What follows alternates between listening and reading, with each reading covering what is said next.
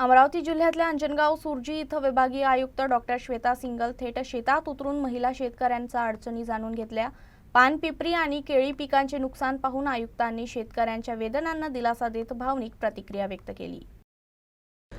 विभागीय आयुक्त doctor Shweta single यांनी अंजनगाव सुर्जी केळी व पानपिपरी उत्पादक शेतकऱ्यांना अनपेक्षित भेट दिली। व्यस्त शासकीय दौऱ्यातही त्यांनी महिला शेतकरी शारदा ताडे यांच्यासोबत संवाद साधून पानपिपरी लागवड, उत्पादक आणि रोगराईबाबत सविस्तर माहिती जाणून घेतली।